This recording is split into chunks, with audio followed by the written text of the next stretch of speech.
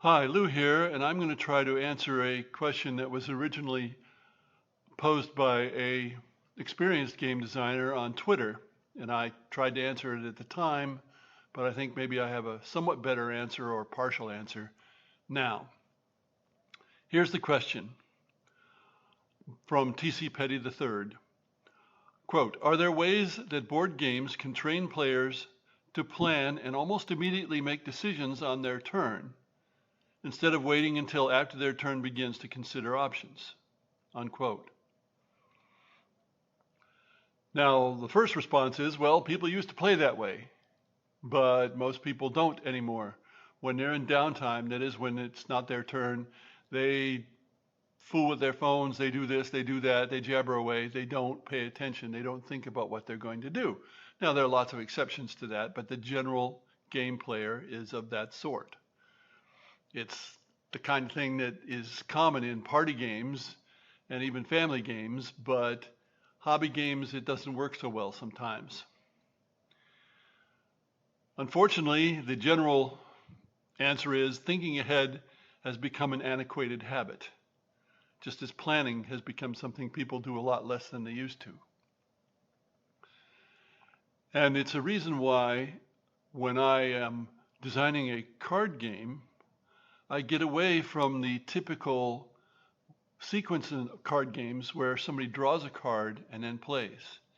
Because if they draw the card first, then they have to think about how to use that card.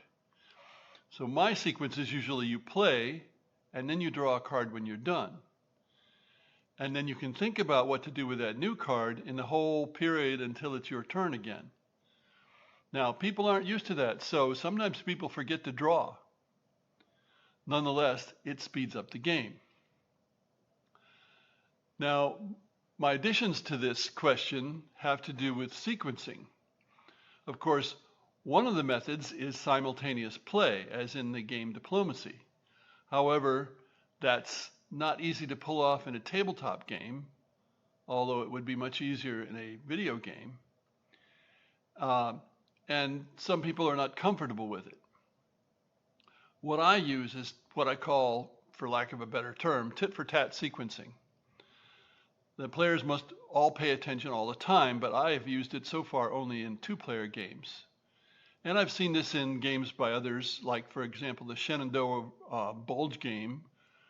When one player moved a group, combats resulted, and then the other player could move a group.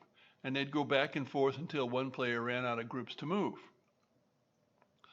I've used it in Stalingrad Besieged, which is still available from Worthington Publishing, where I modified my Hastings 1066 method, which was one player moved, then they attacked, then the other player's survivors attacked, and then the other player moved, and so forth.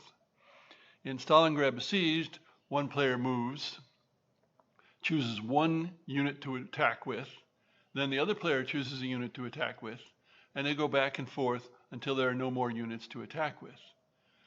Well, the player has to keep their head in the game if they're doing things that way. And of course, once they're done with that sequence, then the player moves and it goes again.